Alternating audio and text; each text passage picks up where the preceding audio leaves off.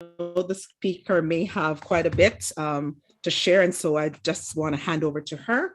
But I'll just quickly just give a little bit of a summary on who Reverend Joycelin Brown is. So she is born in Jamaica, Clarendon, but she has spent many years here in Canada. She has a career that is quite glowing. She's served over 30 plus years in the Toronto as a teacher, English teacher, guidance counselor, curriculum leader to students, head of guidance, and school administrator at both the TDSB and the York Region School District Boards. She is in the spiritual realm. She became a born again Christian at the age of 10, and she has served various areas in the church: youth leader, Sunday school teacher, and superintendent, district youth director, etc., etc. And today she is an ordained minister with the Church of God in Ontario and Cleveland, Tennessee, and currently associate pastor of Temple of Praise Church in Toronto. She has achieved various awards and community recognition, recipient of the Unsung Heroes Education Award for contribution to community involvement, awarded by the Black Star Movement in Toronto, York Region Police, Deeds Speak Award, and the Rare Diamond Award. And most recently added, she is a published author, and her most recent book, which was only launched about a week or two ago, is titled Anchored. And she will speak a little bit more about that at the end. And definitely copies are available for purchase if you do desire to do so. Reverend Brown is, she's a wife for 44 years. Beautiful. And she is a proud mom of Travelin, Richard, and Scott, and grandparents to her awesome granddaughter, Janae, and two grandsons, Nathaniel and Jonathan. So that's just an excellent summary of who Sister Joycelin is. And most importantly, she is a devout woman of God. So without further ado, we hand over to you and we pray God's blessing as you present tonight. Okay. Good evening, everyone. I'm just trying to get this to share. So just give me a minute here and I'll see if I could, and then I will. Are you seeing a screen? Yes, yes. Okay, great. So it's really good to be with you this evening. If you want to put it in presentation mode, then that would be good. We'll do that in a minute. Okay. Yeah. It's good to be with you. It's good to, I just want to say thanks to Bishop Hall and Sister Hall for allowing you to invite me, for giving me the opportunity to share with you ladies. Thanks to Sister Michelle, who I think is the leader of the ladies ministry at Covenant, and Sister Marilyn, who has been in touch with me negotiating. And thank you all for just being here. I was asked to do this presentation, and I thought to myself, why is it that they're asking me to do a presentation to seniors? Do they think I'm a senior? Oh my goodness, I was very, very flattered that you think I'm a senior. Of course I'm a senior. It's the golden years, and I'm so happy to be named among those. And so I just want to share a very simple presentation with you tonight. I was given the topic, accepting the aging process. And if you're looking at your screen, let me just put it in the other mode here, presentation. You're good. Yeah. Thank you. Right. So I was just thinking that accepting the aging process is not what I want to speak on. And that's the topic I was given. Oh, first of all, I'd like to welcome all the people who are here. I know I have some guests from my church, from Temple of Praise. Welcome. Welcome to the people from Covenant of Promise. And I think also that I have some friends online from my batch of 1975 Teachers College. So welcome to all of you. It's good that you are here, and thank you for joining. So yeah, I was saying that I was given the topic, accepting the aging process. And then I thought about it, and if you look on the screen in blue, you will see I have aging with grace and dignity. So I've changed their topic a bit to my topic that sounds more exciting and uplifting. And the other thing is that I was asked to speak on is filling the void of the emptiness syndrome through mentorship.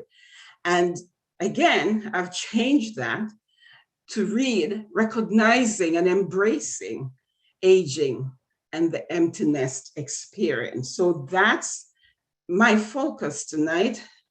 So before we go into it, I've been given 45 minutes. Let me see what time it is, 9:12. I'm going to try my best, okay? If I have to cut something out or stop in the process, I will do that, but I'll try to stick to the time. So on your screen, you will see some words: angry, upset, sad, calm, indifferent, happy, excited. I want you to take a minute and just think of the day you had today. And think of one of these words that could have fit into any moment of this day. You choose the word. I'm going to give you 2 seconds to choose a word. Think about the scenario that caused you to experience that emotion. And then I'd like to have 3 people maximum because of time. It would be nice to have everybody sharing in a longer session. But for the purpose of time, I'm going to have 3 people sharing. So what you're doing, you're choosing a word that describes any portion, not the whole day necessarily, but any portion of your day. And then in 2 sentences, tell me how that fitted into your day. All right. So if you want to just show me by a hand raise, if you're ready to go, we'll just go right ahead. Anybody? Choose a word.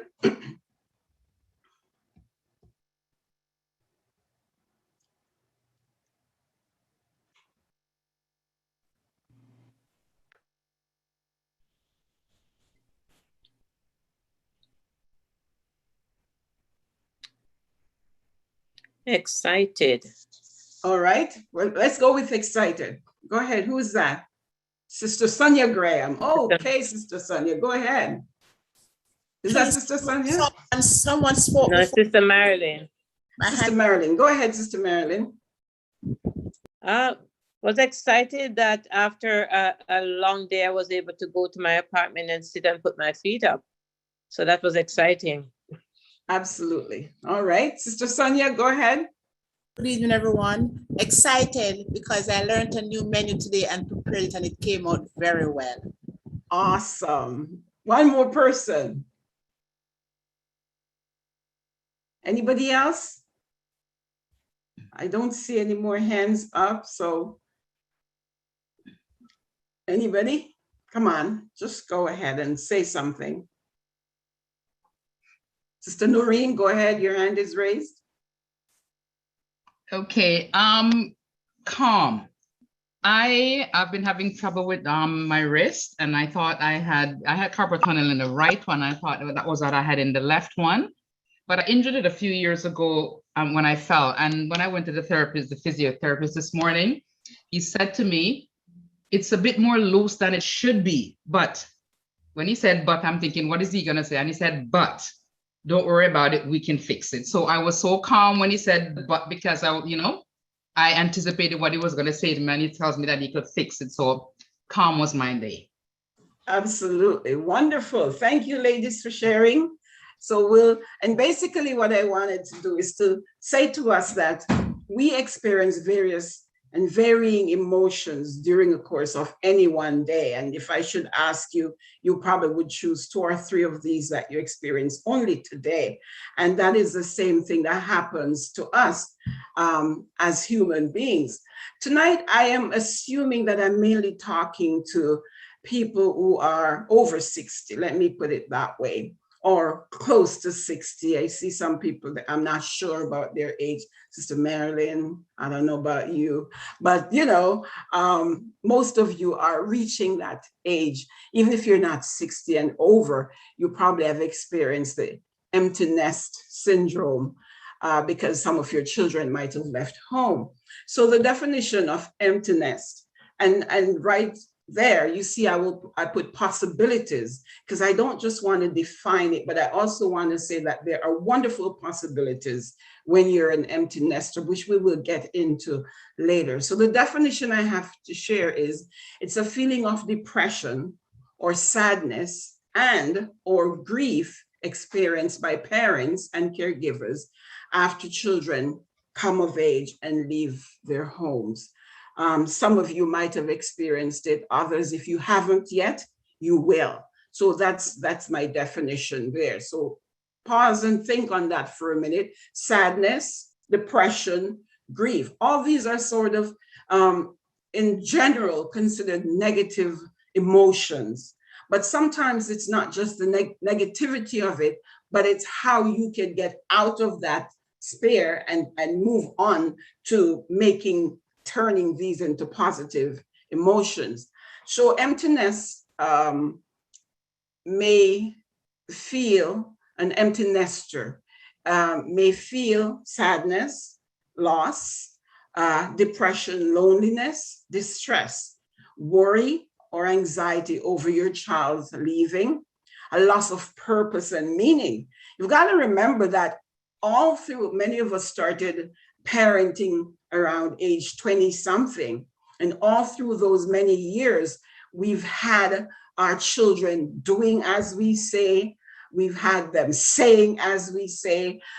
We've just been literally, and I'm not going to use this in a pejorative way when I say controlling our children, but we have had our children in a controlled environment. And now all of a sudden, we've lost that control.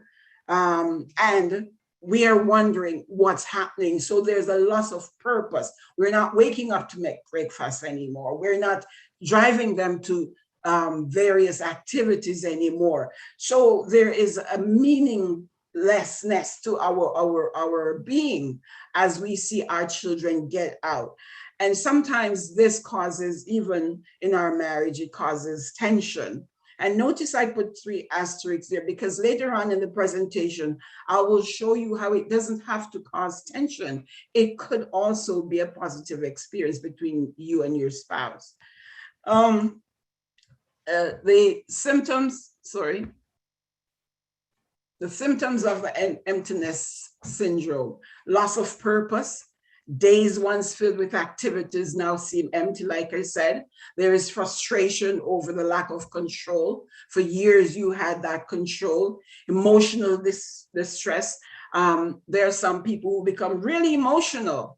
And for things that are seemingly simple, they will just burst out into tears. And you're sitting there and you're wondering what on earth is going on. But you don't even understand what that person is experiencing. You're only seeing a surface reaction. So you're thinking, why is she crying? Is she something? And you're ready to judge that person. But it's not for us to be judgmental. It's for us to be more understanding of the phase that this person is going through that will cause that emotional reaction. When it's like when you think she should be laughing, she's crying, and you don't see why she's crying, but she has all her reasons. And I'm using the feminine pronoun because I'm talking to females tonight. Becoming an empty nester can stir up certain emotions. It could be sad that your child has grown up and you feel less relevant, angry at yourself also, because Now your child is gone, and some things that you wish you had done for and to your child, you now think that you don't have that opportunity to do it. So that causes a feeling of sadness also. You're also nervous about your child going out into the world. I remember when my son Scott, he was the first one who really left home. The others stay at home and went through university. Scott decided, he's the youngest one and he's very free-spirited, and he decided, I am going away for university. I am definitely not staying home. And I remember the day I dropped him off, my husband and I dropped him off at Windsor. And I was just bawling, uncontrollably bawling in the car, because I am thinking, what's going to happen to my baby? He's my baby. He's 17 years old. I'm leaving him. I don't know who I'm leaving him with, what he's going to do, how he's going to be, all of those kinds of things. So, of course, you are nervous about sending your child out or children. And you're nervous also, your personal nervousness about getting older, because especially when your last child leaves, you're thinking, oh my God, suddenly you wake up and realize I'm getting old here. Wow. I remember I was doing a seminar many years ago at Martin Church of God. And I was telling them how long I've been a Christian. You heard tonight that I got saved at 10. So I did not want to tell them how long I was saved, because this is me saying to them, I don't want to tell you how long I'm saved, because if I tell you, you're going to think I'm about 40. That's what I said to them. And at that time, 40 sounded so old. And now today I'm 67 years old. So that causes nervousness, because you suddenly wake up and you realize, oh my God, I'm really getting old. So that also is part of what we experience in the emptiness syndrome. It is said that women are more likely to experience this than men. And I just want to note that it is not necessarily so. The only thing is that women are more vocal about their feelings. They're more vocal about their experiences. But the truth is, sometimes men are also experiencing it. I know my husband didn't talk much about Scott, about how he was feeling when Scott left. But every 2 hours, he'd be asking me, did you hear from Scott? Did you hear from Scott? Did Scott call today? And sometimes I just texted him, or I just gave an answer, But yeah, they feel it too, the emptiness syndrome. It's just that they're not as vocal. Many women have a natural desire to nurture, and not being able to do this affects their mental health. And so we have to be aware of the changes that are happening during this period. These are normal feelings during this time of transition. But if those feelings linger, after a few weeks or a few months after your child or children leave home, it is also very important to talk about it and seek help. Your partner, if you're married, is the closest person to you. Talk about it with him. Most of us have close friends. Talk about it. Share with your close friends. Family members, share with them. Create a support system. Sometimes, we tend to say, I'm very secretive and I don't want to talk about things. But the truth is, sometimes when we talk about things, it relieves our anxiety, and it relieves the stress that we're carrying alone, because somebody else is carrying with us. We do not live in a vacuum. And if we can share with partners, close friends, or family, that is even better for us. We're not living on a social island. Seek help if you need help, because others are there to support you. And then we ourselves have gone through a cycle. We have to remember that I mentioned a while ago about me being not even 40 and saying people might think I'm 40. But just look at the cycle that we've been through for a minute. We got independence from our parents, some of us earlier, some of us later. We settled down with our partner if you got married. And then you became a parent, whether you were married or not, you became a parent, some of us. And then we now are launching our adult children into the world of independence. And then all of a sudden, we're retired. We're retiring. If we're not retired, we are thinking about retiring. You see, so it is a lot of changes that we've been through this cycle that we call life. And so how we embrace these changes at different stages, and especially now in our emptiness stage, how we embrace the changes that are happening is to a large degree contingent on how we are prepared, how well prepared we are. It is a large degree dependent upon our mental state, how stable we are mentally, how physically well we are, because you understand that if we are not mentally or physically stable and we are not experiencing the emptiness syndrome, what will happen is one thing will compound the other. So the truth is, and I will restate that, how we embrace or how we cope with this period is definitely contingent on the health of our mental, physical, social, and emotional well-being. All of those things together, whether if one of those things is out of whack, then how we embrace the spirit will be affected in some negative way. If all of those are springing and going and sharp, and we're in good physical health, we're socially interacting with friends and family members,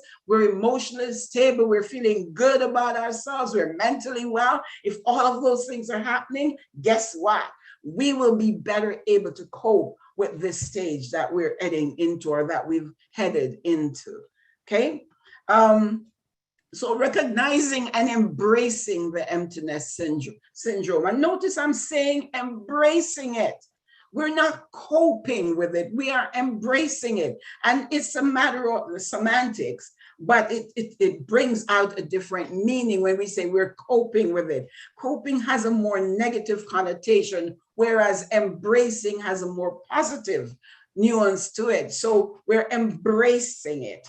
You know yourself best. So what we need to do is resist the urge to I take on too much, and I that's a typo there. You can forget that. Resist the urge to take on too much. Consider, and what I mean by that is we can get so overwhelmed by this emptiness syndrome that we want to fill up our days with useless things, not things that we've thought through, just things to fill up our day so that our minds will be taken off what we're thinking about. So resist that urge, and we'll talk about that some more.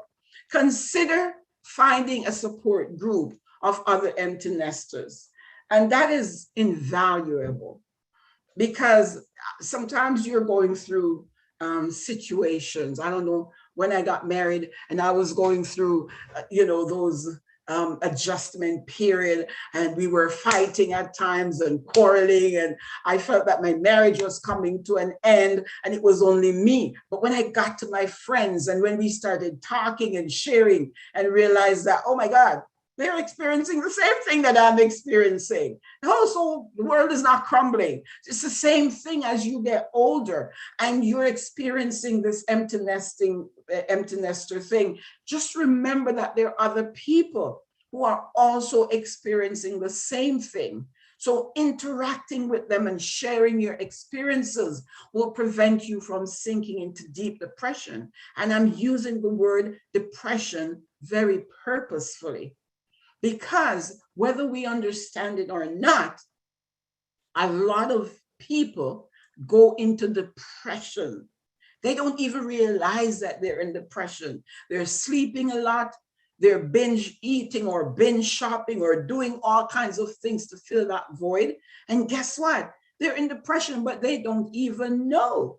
And so we have to be aware. Like I said at the top, know yourself. You know yourself best. And if there are things that are happening that you don't consider the norm, that's not how I used to be, that's not how I used to behave, then you need to stop and take stock and realize that, you know, something is happening.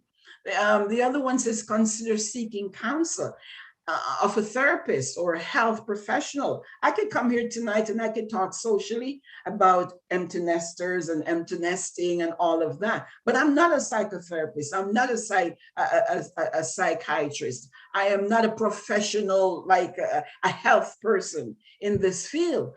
So the truth is, especially in our church circle, and I'm not hitting our church circle, I've been in there all my life, but the truth is, especially in our church circle, we think it's taboo to seek professional help. Especially, we could go to the doctor. If our bodies are sick, if we're sick physically, oh yeah, we'll go to the doctor. But if our mental is affected and we need to seek some kind of counseling, we think, oh my God, that's no. So basically what I'm saying to us, if we think that we're out of whack somewhere or the other, emotionally or mentally, don't be afraid to seek counsel. It doesn't have to be a religious counselor. It doesn't have to be your pastor. Okay, I'm saying it. It doesn't have to be your pastor. It doesn't have to be your youth, whatever in the church. It doesn't have to be the deacon in the church. It can be somebody totally outside the church. Normally we say, yeah, it's good to have a Christian counselor, a neutral Christian counselor. But if you can't find a neutral Christian counselor and you can find a neutral person who is adequate and can counsel you, go ahead. Don't feel badly. Okay. And then the next thing is to take a new hobby or interest. Some of us, you know, that we have done nothing for the past 40 years except raise our children. So you can understand, we don't know what to do with ourselves now, right? So revive something, whether my hairdresser, she's close to her 60s, and every time I go there, she tells me how she's doing swimming lessons and she's doing all kinds of things because there's nobody at home anymore and she has this time on her hand. Painting, sewing, reading, traveling. Do something that is worthwhile and fulfilling as an empty nester. You know what? I'm going to disclaim this picture. All the pictures that are on here tonight. Because what happened is I went online and tried to get some pictures just to make the presentation more exciting and, you know, eye-friendly. And then I got all these dumb pictures that I don't know the people are in the pictures. I've never seen them in my life. And I thought, it's a man and a woman. They're showing how happy they are. And why am I going to bring all those people in when I can show my own pictures? So please excuse me if I'm showing my own pictures tonight. Normally, like I said, I would go online, but I didn't do it tonight. So you're going to have to bear with me with my pictures. I'm so sorry. Okay, so if you're married, the empty nest period is a time when you can reconnect with your partner. Remember I said earlier, during the transition, it can cause stress. You are snapping at your partner, he's snapping at you because both of you are experiencing being an empty nester, and you don't know how to handle it. So whereas that is negative, it can also be positive. The spirit can also be positive, where you reconnect with your partner. It's just you and me now, buddy. We're in the house together. It's just me and you. We're going to have to make this or break it. All right. If you're a married person, if you're not a married person, I have something for you later, but I'm talking to the ones who have partners now. So reconnect, use the extra time and energy to build your relationship. Focus on you. Focus on me. For 40 years, 30 years, the focus was on somebody else. It's time to focus on me in this empty nest period. So this is my jargon. This is what's in my house, and my children know it well now. It's Trevor and Patsy time. It's Trevor and Patsy time. And I don't care it's our time, and we are first and foremost. We spent the last whatever number of years focusing on you. It's Trevor and Patsy time. So look at us. This is a picture. We're in Niagara Falls. We went just for the weekend for no reason at all. We just went and we had a great time because it's Trevor and Patsy time. So I want you to, don't unmute your mic, but if you're married, what I want you to do is just say it aloud to yourself. Whatever your name is, if it's Rose and Tony, whatever your partner's name is, just say it. It's Rose and Tony's time, whatever it is, just say it. You don't have to unmute, but I want to assume that you're saying it, right? And internalize it. I'm not just saying it because I want you to just gloss over it. I'm saying it because I want you to repeat it and believe it, internalize it, and actualize it and work on it. Do something about Trevor and Patsy time. Okay. All right. It's a time for rejuvenating your friendship. It is, the Psychological Science Journal says that during the empty nest transitional period, married women were more satisfied and found more enjoyment in the time they spent together with their partner. So I'm not just taking it up from out of a barrel from somewhere. Research has been done on it. And it is, I guess, proven that this is a time for rejuvenating your relationship. Talk about your feelings with your partner. It is likely that he's sharing similar feelings. He's just not sharing it with you. But if you drag it out, slowly, it will come out, and it deepens the intimacy in your relationship. And notice this pretty screen here. This is a pretty one. And I did that specifically because I was just finishing with the married people and how they could build their intimacy and build their relationship and all of rejuvenate and all of that. And so I don't want the singles to think that if you're a single empty nester, that life is not exciting for you. And that's why I pretty up this page with all these colors on it. Okay. So if you're single, this is a time, and your child has just left home. This is a time when you can have excitement this is your time, right? So this is, let's see a single person. This is, I don't want to call people's name and then you're single and I'm calling you your name. But say Patsy was single, for example. This is Patsy's time. I'm single. I'm going to just go and I'm just going to do and I'm just going to be exciting. It's just going to be a wonderful time for me, this emptiness period. I'm not old. I am 60 or 65 or 67, but there's still a lot of life left. And I'm going to make use of that. That's what you're telling yourself. I don't have to have a man in my life to make it exciting. I can make my life, exciting in this period. Reconnect with yourself at this stage. This is a time, This is a time to explore, to rediscover your interest, all the things that you had interest in, but as a single parent, you couldn't find the time to do it. You just couldn't find that extra moment. Here it is. Get on it. It's your time. Reconnect with your friends. Over the years, you've lost some friends for various reasons. You were not able to connect and stay in connection with them. Here it is. And if you're not able to connect with those friends, find new acquaintances. Participate in activities that will allow you to build new acquaintances. Next one, treat yourself. Don't be afraid. You worked your money. You did. So if you can afford it, or if you're retired and you have an insurance, that covers this. Some of us, we are so not into massage. Even if the company, when you were working, let's say, even if the company that you're working for is paying for it in full, you will not go and get yourself a massage. No, now you go get yourself a massage. You earned it. Tell yourself, I earned this baby.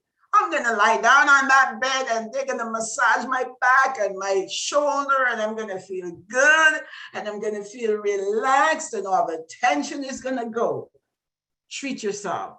You don't have to wait on anybody. If you want to call a friend and say, I'm going for a massage, you want to come, that's fine, but you could go alone. Okay? Go to the movie. Church of God says, well, not now so much.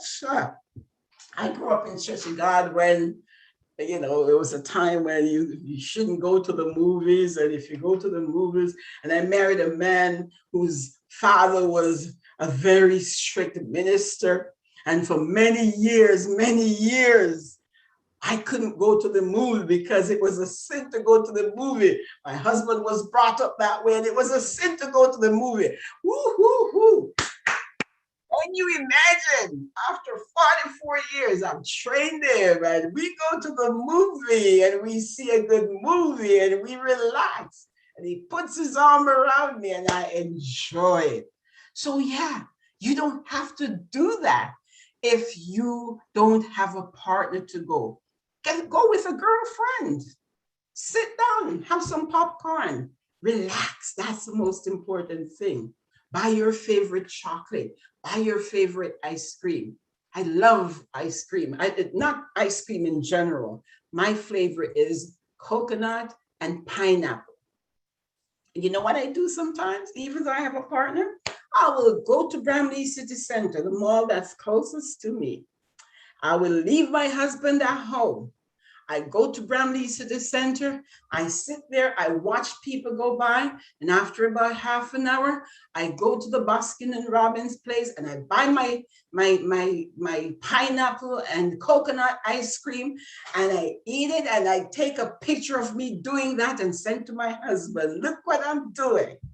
I am having fun. You don't have to wait on people, especially I feel so free being retired. I feel so free being an empty nester. I don't need to wait on anybody to make me happy. I go have my pineapple and coconut ice cream all by myself. So you do that. Consider various interests. Like I said, for the people who are married, recreate your interests: swimming lessons, painting, sewing, crocheting, reading. And you know what's a good thing? You have more time to pray. As an empty nester, you don't have to worry about getting up to do anything for anybody.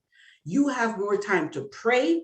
You have more time to read your Bible. You have more time to hum a song. You know what? When I am in my house and I really want to talk to God, when I really want to just reach out and forget everything and everybody else, and I see my husband is still here, and I know he's going out. I'm walking around the house, and this is me thinking, why can't he just go? I just want him to get out of here. I just want him to go. I want this house by myself.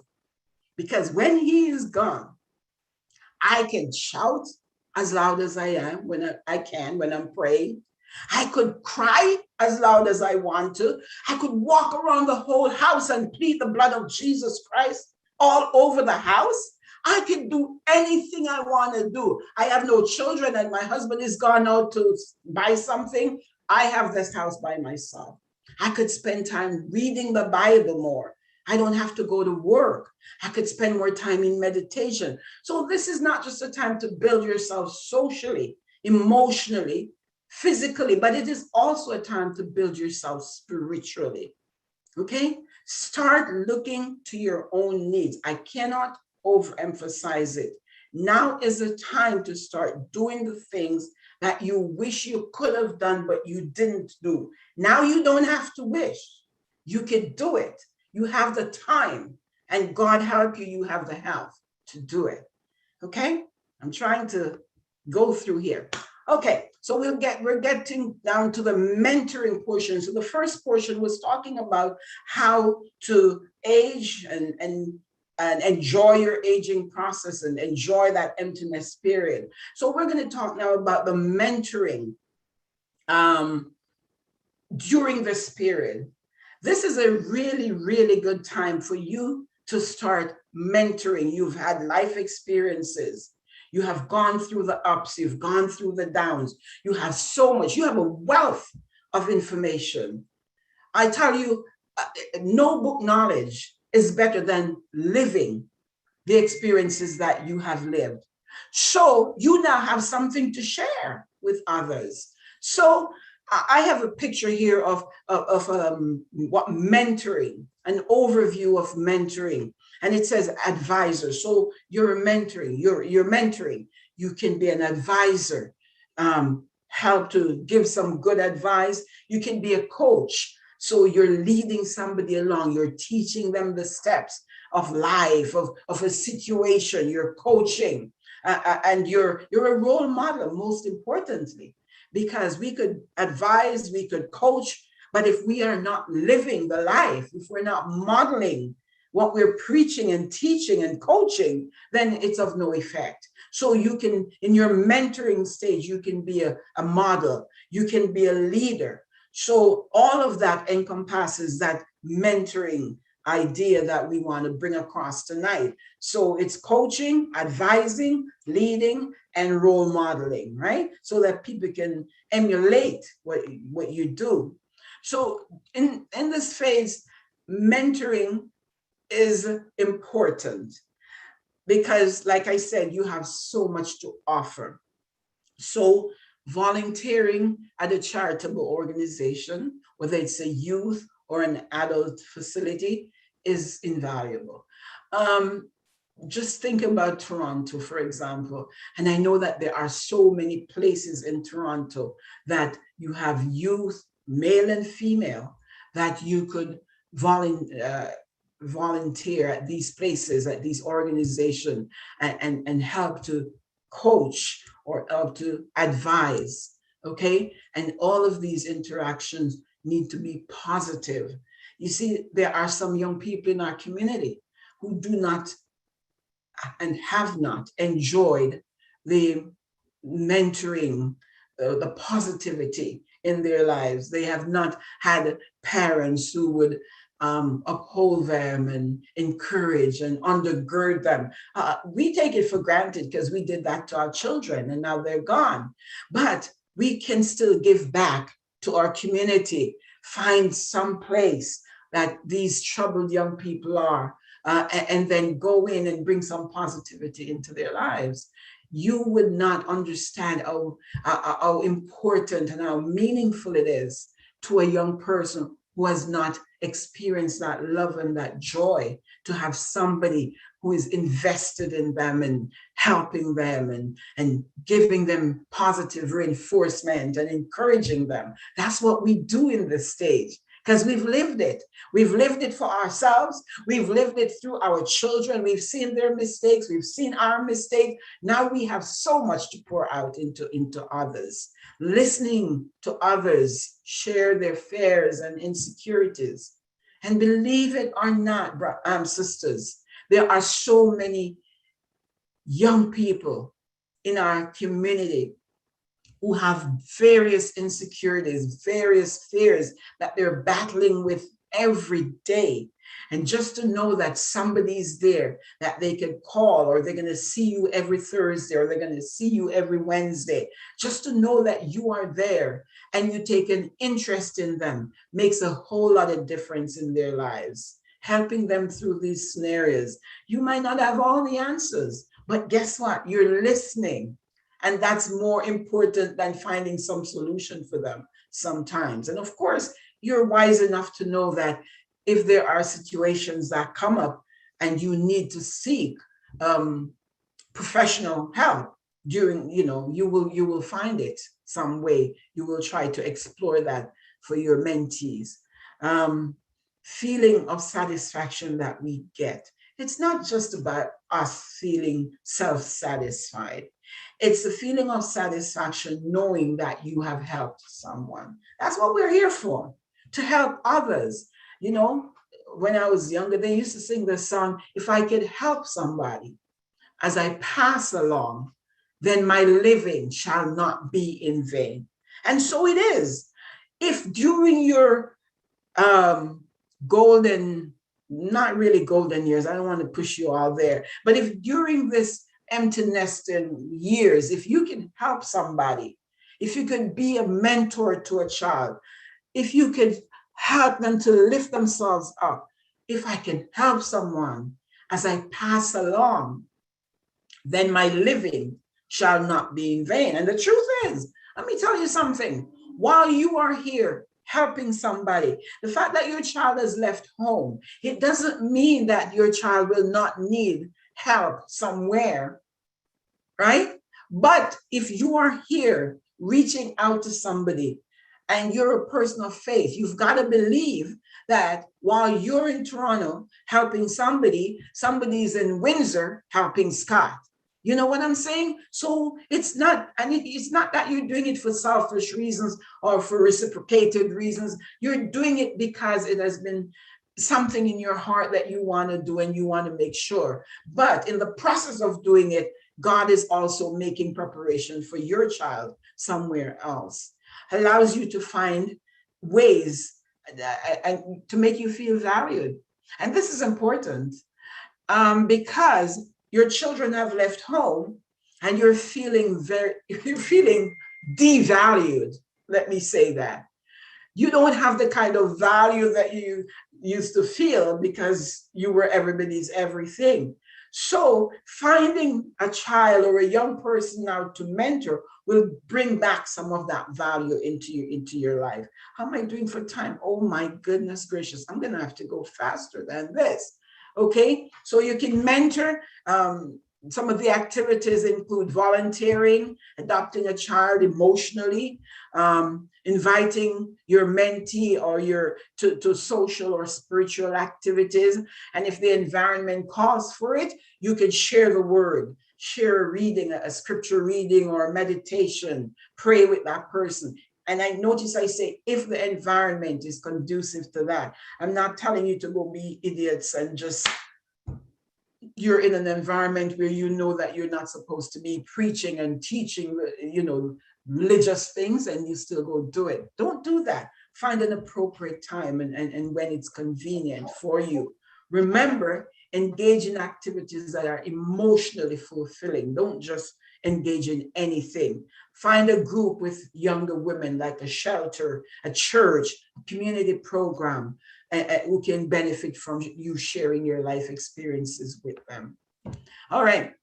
So in the Christian sense, the Bible talks about the aging women and how they should relate to the young women, and that's mentoring. In Titus chapter 2, verses 3-5, it says, the aged women likewise, that they be in behavior as becometh holiness. So that's the first one. You have to remember, I talked about behavior that people could emulate, role model. That's what it talks about. If you're a Christian woman who's aging, you must make sure that you are living so that the younger person see that you are living a holy life, or they can feel it, they can tell it, they know when you're living. And if that's not what you're living, they will tell, and they don't want to be with you. So we're modeling holiness. We're not false accusers. We're not given to much wine. And notice, it did not say you're not given to wine, because I have to put it in my carrot juice. So it did not say you're not given to wine. It says much. It's quantitative, much wine. Remember that. So don't see me tomorrow and say, Sister Brown, you said you use wine. I said much. I don't go excessive. But as a woman of God, you don't want to be drinking excessively in front of a person that you're mentoring. That's basically what it's saying. Be good teachers, all right? That they may teach the young women how to be sober. As we grow, remember the introduction of this topic, I said growing gracefully. As we grow, we must grow older gracefully. I don't understand how the same attitude and the same behaviors that we had at 20 and 40 are the same behaviors that we have now when we're 60 something. No, we must grow gracefully and soberly. And as we exemplify those characteristics, the people that we're mentoring will exemplify the same. So they're sober. We teach them how to love their husbands. Yeah, I like that part. I really, really like that part, you know. And sometimes I get so open and honest with young people, young women, about how they should love their husbands and just be everything to their husband. And sometimes they look at me in awe.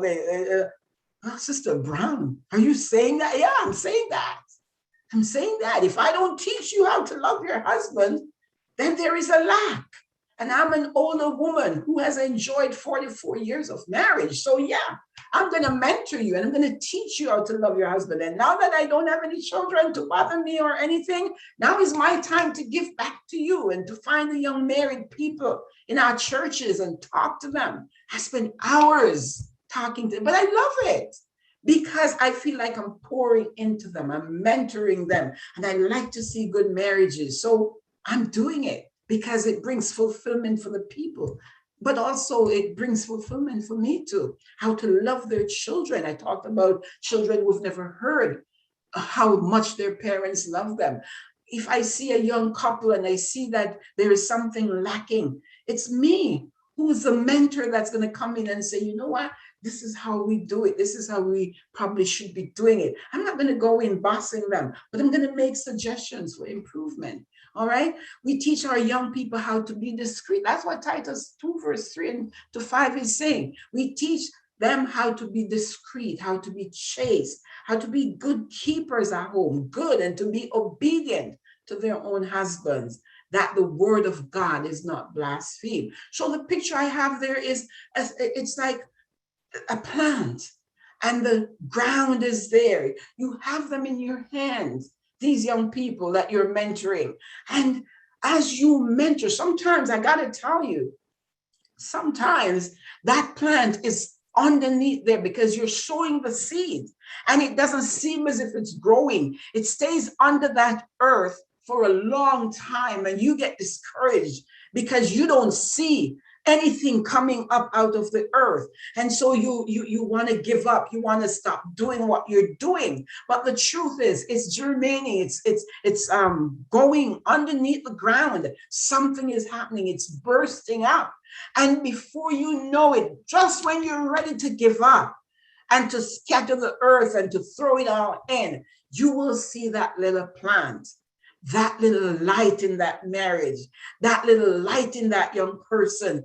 You will see that person budding, and then it starts growing and growing and growing until you are able to see that plant that person has become. That's what mentoring is all about. You don't have to see it today. And you will see on my next slide, I think it is, it's an investment.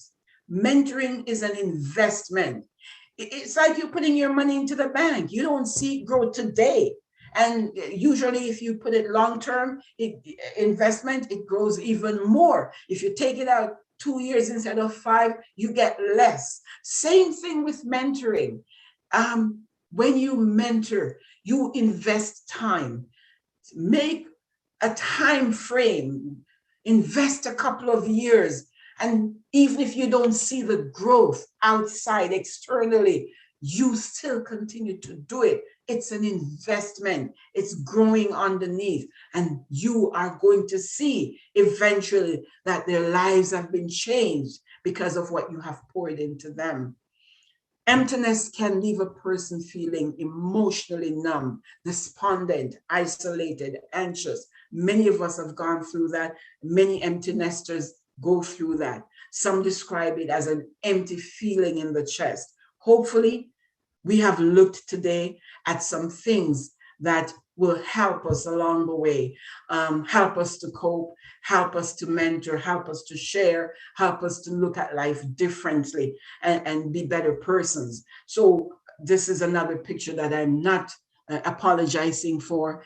You know, we go to Niagara Falls with our friends. Remember, I told you to connect with friends. Your friends are really important. Every single friend that is there has been a friend for over 30 years. Since I came to Canada 40 years ago, these are the friendships that I built. And we're still, this is like a month old, but we're still friends. And now most of them are retired. The last one turned 60 2 days ago. So we have a lot of time to spend together. And believe me, we're going to be spending time together. I'm not even going to tell you where we're going shortly, because then you're going to say, Sister Brown is not a Christian. Don't get anything into your minds now. I'm not telling you anything. And this is another one, on the other side, on the right hand side with Trevor and I, we find time for each other. Yeah, we find time. We're on a double-decker bus in Ottawa. That's where we are. Recently, that's where we were. Find time. I have a friend who, I don't know if she's online, but every week or so, she sends us picture in our college batchmate group. She sends us pictures of herself in Port Antonio, in Montego Bay, in Ocho. She's all over the place. And she's having fun. She's enjoying it. Fortunately for her, she's retired and her husband isn't. So she goes all over the place with him. But the pictures are so uplifting and rejuvenating. This is what you do, sisters, when you are retired. Find things that are exciting and lovely. Okay? I am at a ball game. Everybody who knows me knows that I'm a baseball fan. I love baseball. So I don't miss an opportunity to go to a baseball game with my friend Jillian, and she loves it too, right? I go to a baseball game, I sit down with my nachos, and there's nothing like going to a baseball game. Watching it on your television does not count. Just being in the presence and seeing the milling around of people, and it's just awesome. Find things to do. That is what this period is all about. Enjoying yourself. Look at me. I'm having so much fun. My husband doesn't like baseball. He goes and he stands up and he claps when everybody else is clapping. When they have a home run, he claps. And I look at him and say, what just happened? And he goes, I don't know. I see everybody else clapping, so I'm clapping too. So yeah, he goes though, but most of the times I'm going with Jillian, but I'm not just going to sit at home because I don't have anybody to go. I will pick myself up on a Saturday and drive down to downtown Toronto and go and watch a baseball game all by myself. I don't need anybody to go with me. That's what I'm saying to us. Use your time to focus on you and rejuvenate you. All right. And the last thing I want to say is embrace growing older.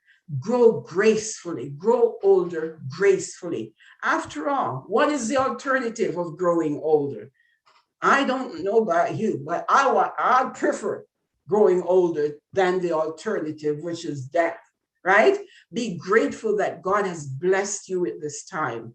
We still have time to make a valuable contribution to individuals and society.